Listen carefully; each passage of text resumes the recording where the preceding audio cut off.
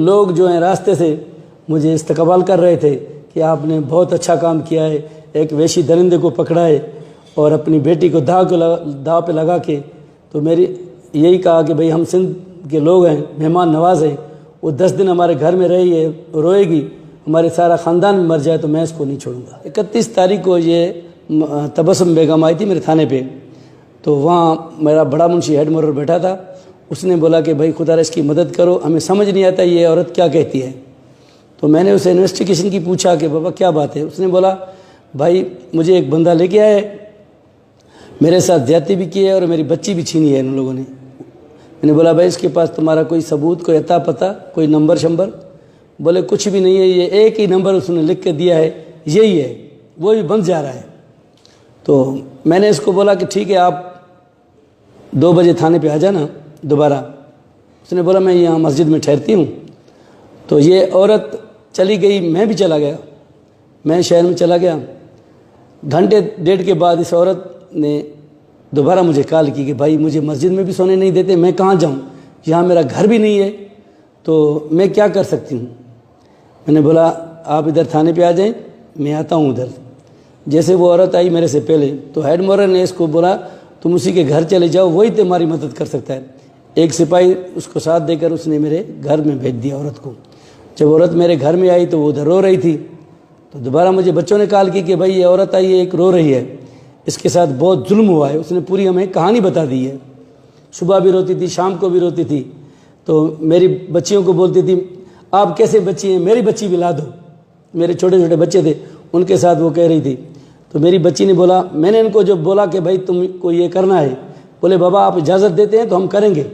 फिर खैरुल्लाह का नंबर खुला हुआ था, जिस नंबर पे मैंने चेक किया तो खैरुल्लाह के भाइयों का नाम आ गया उधर, उनके सिमों का नंबर निकाला।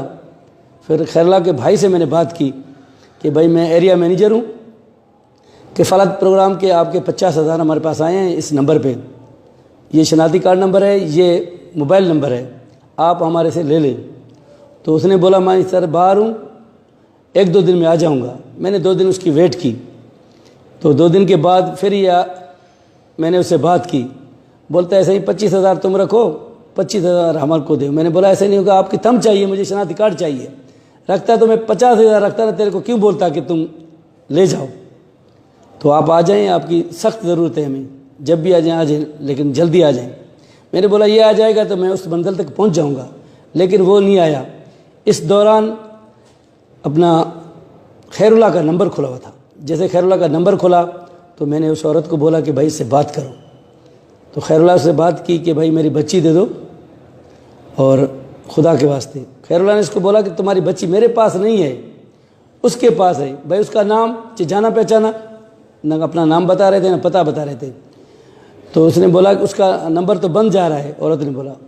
इसने बोला भाई नंबर मैं तेरे को देता हूँ, उसका नंबर ये खुला है, उसने मेरे को भी गाली दी है। थे तो एक ही मतलब इकट्ठे थे। जैसे उसने नंबर दिया तो मैंने नंबर लिखा और उसको ट्राई किया, औरत को बोला इस नंबर पे कॉल करो। जैसे इसने कॉल की तो उसने फ़ौरन इसकी बच्ची के साथ बात करवाई।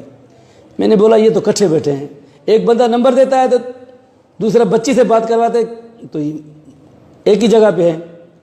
तो मैंने बोला, बच्ची ने झटके में बोला मम्मी मुझसे बहुत इन्होंने ज़्यादती की है, मैं तो मर रही हूँ। तो इसको बच्ची को दोबारा इसने मारा। बोला ऐसे नहीं बोलो मेरी तबीयत ख़राब है। तो मेरे बच्चे रो रहे थे, बोलते इतनी ज़्यादती की होगी तो ये बड़े जालिम है। मैंने बोला ठीक है कोई बात नहीं, उससे बोला। फिर खैरुल्लाह ने बोला नहीं, वो क्या नाम है अपना, रफ़ीक ने बोला कि औरत ला के दो तो तेरी बच्ची वापस करूँगा मैं। मैंने इसको बोला तुम बोलो कि 2-3 सब्र करो, 2-3 दिन, अभी मेरे से औरत तो मिलेगी नहीं, मैं कराची में हूँ। ये बोलता है मैं भी कराची में आया हूँ, जना में हूँ, तुम किधर हो, तेरी बच्ची को बोला मम्मी हम भी कराची में आए हुए हैं। इसने बोला मैं तो कराची में हूँ लेकिन आप तो मुझे नज़र नहीं आ रहे। तो उसने बोला जब तक औरत नहीं लाओगे बच्ची नहीं दूंगा, तेरे को भी मार दूंगा, तेरी बच्ची को भी मैं गला काट दूंगा। तो मैंने बोला इसको बोलो कि 2-3 दिन सब्र करो, हम कोई औरत देखें। फिर मैंने बंदोबस्त किया, मैंने कहा लेडीज़ पुलिस ले आऊँ, घर में रखूँ उसको, ताकि ये काम वही कर सकती है। लेकिन लेडीज़ पुलिस मुझे नहीं मिली। बस मैं ये तय कर दिया कि बस अपनी बीवी से बात की। मैंने बोला ये तुम्हें कारनामा करना है। उसने बोला इंशाल्लाह आप बोलते हैं तो मैं कर दूंगी। बीवी से क्या बोला था? मैंने बोला तुम इसके साथ बात करो, इसको दिलासा दो, इसको जाल में फंसाओ, जैसे वो बोलता है तुम ऐसे करते जाओ। इस औरत ने बोला कि भाई 3 दिन के बाद बोले वो औरत मुझे एक हाथ आ गई है, वो नौकरी के लिए तैयार है, तो वो बहुत आपकी तारीफ़ कर रही है कि आप अच्छे आदमी हैं। उसने बोला ठीक है, उस औरत से बात कराओ मेरी बीवी ने उससे बात की। बोलता है हेलो जानू, क्या हाल है, खुश हो, कैसे हो, कहाँ पे हो? मेरी औरत ने बोला कि मैं कराची में हूँ। उसने बोला ठीक है। तो दोबारा बंद करके फिर उसने रिंग कर दी दोबारा। बोलता है तुम अपना नंबर दे दो। मेरी बीवी ने बोला भाई नंबर तो मेरे पास नहीं, मैं तो गरीब हूँ, मोबाइल होती तो तेरे पास नौकरी तो नहीं करती ना, मैं तो नौकरी के लिए तड़प रही हूँ। बोला तुम्हारी उम्र कितनी है? बोले उम्र मेरी 22 साल है। फिर दूसरे दिन मैंने इसको अपनी बच्ची से बात करवाई। जब मैंने बच्ची से बात करवाई तो ये फ़ौरन बोला कब आ रहे हो? मेरी बच्ची ने बोला हम कहाँ हैं, मुझे तो पता ही नहीं है ना, आप बताएं, हम तो कराची में रहते हैं, ना आपका नाम का पता है ना एड्रेस का पता है, कहाँ पे आए, कैसे आएँ? बोले आप कैंट पे चले जाएं, वहाँ से मरी कोच में बैठे या डोमकी कोच में, वो आपको उतार देगी कश्मीर में या तो देरा मोड़ में, जहाँ भी आप उतरें। उन्होंने बोला हमने देखा नहीं है, आप उधर खड़े हो जाना, हम आ जाएंगे। तो सुबह मैंने नमाज़ पढ़ कर गया, बच्चों से पूछा कि भाई सुनाओ फ़ोन शोन किया है उसने? बच्चों ने बोला कि हाँ उसने फ़ोन किया है। कि कहाँ पे? मैंने बोला उसको बोलो कि हम कश्मीर पहुँच गए हैं, होटल में बैठे हैं। तो दोबारा उसने पूछा कि कौन से होटल में बैठे हैं? तो मैंने बोला उसको बोलो कि मरी कोच के साथ ही होटल है, हम उधर ही बैठे हैं। हम उधर बच्ची को बोला जल्दी आ जाओ। उस औरत के साथ मेरी बच्ची आ गई। जैसे बच्ची आई वो बैठे थे उधर, तो ये होटल में नहीं आया। मैंने समझा इसने मेरे को देख लिया है या कोई ऐसा चाल माल कर दिया है। फिर ये बोलता है कि सिटी पार्क में आ जाओ। फिर मैं होटल से हट गया, बहरे को बोला कि भाई मेरे बच्चों को रक्षा करके दो, ये किराया दे दो उनको बोलो कि सिटी पार्क में उनको छोड़ कर आओ। फिर मैंने बंदोबस्त किया। 2 हमारे साथी थे जिन्होंने मेरे साथ नमाज़ पढ़ी थी। एक ए साहब शौकत मलिक था, एक कमरदीन संजरानी था, और 2 और भी दोस्त आ गए बाद में, मेरा बेटा भी था। तो मैंने उनको बोला तुम चलो उधर सिटी पार्क में, औरतों से पहुंचने से पहले आप वहाँ जो है ना वॉक कर लें। वो वॉक कर रहे थे, मैंने बच्चियों को भेज दिया उधर, मैं खुद गेट पे बैठ गया। वो दोनों हमारे साथी वो जो है गश्त कर रहे थे उधर, मतलब वॉक कर रहे थे सफ़ेद कपड़ों में। वहाँ सिटी पार्क का एक दूसरा भी गेट था, छोटा था, उधर मैंने अपने बेटे को बिठा दिया और एक बंदे को भी बिठा दिया। तो मैं पिस्टल उठा रहा था। मेरी बेटी ने बोला बाबा तुम जज्बाती हो, कहीं वो मुझे हाथ दे, आप ना बर्दाश्त कर सके तो शूट कर देंगे, तो हम तो गरीब हैं, मर जाएंगे। मैंने बोला ऐसी कोई बात नहीं है, चीनी पिस्टल नहीं उठाओ, ऐसे चलते हैं, कोई बात नहीं। अगर वो भाग गया तो मैं नहीं छोड़ूंगी, इंशाल्लाह मैं उसके गले में पड़ जाऊंगी, उसको जफ्फी लगाऊंगी, कपड़ों से पकड़ूंगी, छोड़ूंगी नहीं। बाबा तुम मेरे पे भरोसा करो। मैंने बोला ठीक है। तो ये बैठ गया, ये आ गया, दोनों आके चक्कर लगा के देख गए कि पुलिस तो नहीं है। फिर खैरुल्लाह जो था वो किसी होटल में बैठ गया, हमने उसको नहीं देखा। इसको उतार दिया, ये पैदल आ रहा था सिटी पार्क की तरफ। इसने फ़ोन किया उस औरत को, तो उसको बोला कि उस लड़की को दो फ़ोन।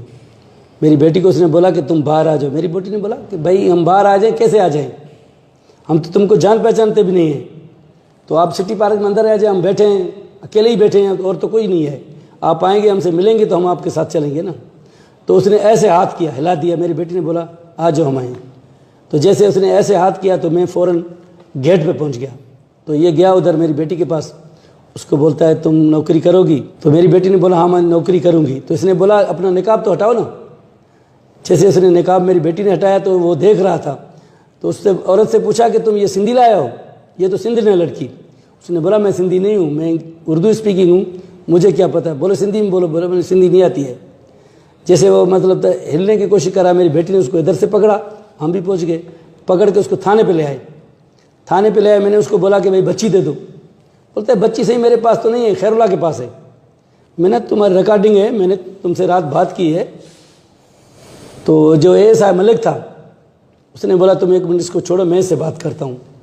मलिक उसने बात की, उसने बोला कि भाई तुम लड़की दे दो, इसकी तेरे से जान मैं छुड़वाता हूँ, अभी इधर ही तुमको छोड़ देते, तुम चला जा, हम जाने खैरला जाने।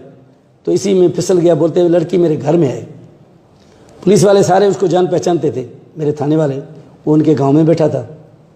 जब शनाख्त हो गई तो मोहम्मद रफ़ीक की, तो मैं उसको लॉकअप करके अपने एसएचओ को बताया कि सही चलें उधर। उसने बोला चलो। हम गए उधर, उसके घर में गए तो कुछ भी नहीं था, खाली था बिल्कुल घर। इस औरत ने बोला कि इस कमरे में इसने मेरे साथ ज़्यादती की है, इस कमरे में मेरे को, इसमें कमरे में मेरी बच्ची को इसने बंद किया था। तो हमने कमरे सारे चेक किए, वहाँ कुछ भी नहीं मिला। एक गंदा सा कपड़ा पड़ा होता था, गिंदी पड़ी थी, जिसमें वो बच्ची लपेटी हुई थी। तो वो बच्ची खौफ की वजह से हिली ना, तो हमने देखा कि यार इसमें क्या है। जब हमने उसको देखा तो उसमें बच्ची थी। उसने बोला यही मेरी बेटी है। फिर मैं उस बच्ची को ले आया हूँ अस्पताल में, वहाँ उसकी ट्रीटमेंट हुई, फिर उन्होंने रेफ़र किया, मैं लड़का ने ले आया, लड़का ने भी मैं उसके साथ था। सबसे पहले मेरा एसपी साहब का फ़ोन आया, उसके बाद एसएचओ तो मेरे साथ था, फिर डीआईजी साहब ने मेरे से बात की, बोले ऐसे लफ्ज़ नहीं है मोहम्मद बख्श जो मैं तेरे को कहूँ, मुझे कोरोना है, मैं कराची में हूँ, जैसे मैं आऊँगा तो आपको जो है ना बुला लूँगा, जो भी बात हो मेरे साथ करना, आ जाना। मैंने सुना है सिंध गवर्नमेंट ने 10 लाख रुपए दिया है अवार्ड, और पाकिस्तान गोल्ड मेडल भी दिया है, मेरी बच्ची को भी अवार्ड दिया है उन लोगों ने बोला है कि तुम्हारी बच्चों की जो है ना आला तालीम के लिए भी खर्चा हम देंगे। मैं यही कहता हूँ कि सिंध पुलिस अच्छी है, लोग हमें गलत निगाहों से देखते हैं, हम बहुत अच्छे